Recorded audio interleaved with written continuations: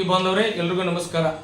ಆತ್ಮೀಯರೇ, ಇವತ್ತಿಗೆ ನಮ್ಮ ಹೋರಾಟ 25ನೇ ದಿನಕ್ಕೆ ನಮ್ಮ ಹೋರಾಟ ಮುನ್ನಡೆಯುತ್ತಾ ಇದೆ. ಮೊದಲು ನಿಮ್ಮೆಲ್ಲ ನನ್ನ ಜಿಲ್ಲಾ ಅಧ್ಯಕ್ಷರುಗಳಿಗೆ, ತಾಲೂಕು ಅಧ್ಯಕ್ಷರುಗಳಿಗೆ ಮತ್ತು ಎಲ್ಲ ನನ್ನ ಅತಿಥಿ ಪ್ರಮುಖರುಗಳಿಗೆ ಮತ್ತು ಎಲ್ಲ ಅತಿಥಿ ಉಪನ್ಯಾಸಕರಿಗೆ ನಾನು ಮತ್ತೊಮ್ಮೆ ಧನ್ಯವಾದಗಳನ್ನು ತಿಳಿಸ್ತೇನೆ. ಯಾಕಂದರೆ ಈ ಹೋರಾಟ ಜೀವಂತವಾಗಿಟ್ಟು ಸರ್ಕಾರದ ಗಮನ ಸೆಳೆತಕ್ಕಂಥ ಕೆಲಸ ತಾವೆಲ್ಲರೂ ಮಾಡ್ತಾ ಇದ್ದಾರೆ.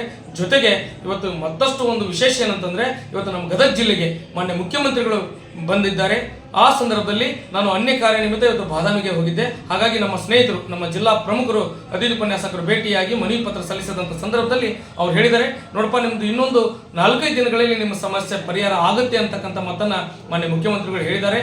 ಹಾಗಾಗಿ ದಯವಿಟ್ಟು ಯಾರೂ ಕೂಡ ಗೊಂದಲವನ್ನು ಮಾಡಿಕೊಳ್ಳದೆ ನೀವು ಹೋರಾಟದಲ್ಲಿ ಮುನ್ನಡೆಸಿ ಅಂತಕ್ಕಂಥ ಈ ಮೂಲಕ ತಮಗೆ ನಾನು ವಿನಂತಿಸಿಕೊಂಡು, ಈಗಾಗಲೇ ಮಾನ್ಯ ಉಪಮುಖ್ಯಮಂತ್ರಿಗಳು, ಮಾನ್ಯ ಮುಖ್ಯಮಂತ್ರಿಗಳು, ಮಾನ್ಯ ಉನ್ನತ ಶಿಕ್ಷಣ ಸಚಿವರು ಕೂಡ ನಮ್ಮ ಬಗ್ಗೆ ಅಪಾರವಾದಂಥ ಕಾಳಜಿಯನ್ನು ಇಟ್ಕೊಂಡು, ಮಾನ್ಯ ಸುಧಾಕರ್ ಸರ್ ಅವರು ಬಹಳ ನಮ್ಮ ಬಗ್ಗೆ ವಿಶೇಷ ಕಾಳಜಿ ವಹಿಸಿಕೊಂಡು ಈ 3-4 ದಿನಗಳಲ್ಲಿ ನಮ್ಮ ಬಗ್ಗೆ ಚಿಂತನೆ ಹೇಗೆ ಮಾಡಬೇಕು ಅಂತಕ್ಕಂಥದ್ದು ಅವ್ರು ಒಳ್ಳೇದು ಮಾಡುವಂಥ ನಿಟ್ಟಿನಲ್ಲಿ ಚಿಂತನೆಯನ್ನು ನಡೆಸಿದ್ದಾರೆ.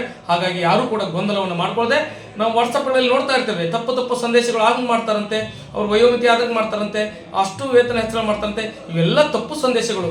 ಯಾರು ಕೂಡ ಈ ಸಂದೇಶಗಳಿಗೆ ಕಿವಿಗೊಡದೆ ನಮ್ಮ ಹೋರಾಟ ಮುನ್ನಡೆಯಬೇಕು ಅಂತ ಈ ಮೂಲಕ ತಮಗೆ ತಿಳಿಪಡಿಸ್ತಾ, ಒಂದು ವೇಳೆ ಇನ್ನೊಂದು 4-5 ದಿನಗಳಲ್ಲಿ ನಮಗೆ ಆ ಮಾಹಿತಿ ಬರದೇ ಇದ್ರೆ ನಾವೇನು ಎಲ್ಲರೂ ಹೇಳುವ ಹಾಗೆ ಏನು ತುಮಕೂರಿನಿಂದ ನಾವು ಪಾದಯಾತ್ರೆ ಮಾಡೋಣ ಅಂತಕ್ಕಂಥ ಮಾತನ್ನು ಬಹಳಷ್ಟು ಜನ ಅತಿಥಿ ಉಪನ್ಯಾಸಕರು ನನಗೆ ಕರೆ ಮಾಡಿ ಹೇಳ್ತಾ ಇದ್ದಾರೆ. ಇದನ್ನೆಲ್ಲ ಕುರಿತು ಎಲ್ಲ ಜಿಲ್ಲಾ ಅಧ್ಯಕ್ಷರ ಜೊತೆಗೆ ಚರ್ಚಿಸಿ, ಎಲ್ಲ ಪ್ರಮುಖರೊಂದಿಗೆ ಚರ್ಚಿಸಿ ಮುಂದಿನ ನಿರ್ಧಾರ ಕೈಗೊಳ್ಳೋಣ ಅಂತಕ್ಕಂಥ ಮಾತನ್ನು ತಮಗೆ ತಿಳಿಪಡ್ತಾ, ಒಂದು ವೇಳೆ ನಮಗೆ ಇನ್ನೊಂದು ವಾರದಲ್ಲಿ ಅದು ಏನು ಒಂದು ಸಿಹಿ ಸುದ್ದಿ ಬರದೇ ಇದ್ದರೆ ನಾವು ಮತ್ತೆ ಏನು ಪಾದಯಾತ್ರೆ ಮಾಡುವ ನಿಟ್ಟಿನಲ್ಲಿ ನಾವು ಚಿಂತನೆ ನಡೆಸೋಣ ಅನ್ನುವಂಥ ಮಾತನ್ನು ಈ ಮೂಲಕ ತಮಗೆಲ್ಲರಿಗೆ ತಿಳಿಪಡಿಸ್ತಾ, ಮತ್ತೊಮ್ಮೆ ನನ್ನ ಎಲ್ಲ ಅತಿಥಿ ಉಪನ್ಯಾಸಕರಿಗೆ ವಾಟ್ಸಪ್ನಲ್ಲಿ ಹರಿದಾಡ್ತಕ್ಕಂಥ ತಪ್ಪು ಸಂದೇಶಗಳಿಗೆ ಯಾರು ಕೂಡ ಕಿವಿಗೊಡಬೇಡಿ. ಕೊನೆಯ ಹಂತದಲ್ಲಿ ಬಂದಿದ್ದೇವೆ.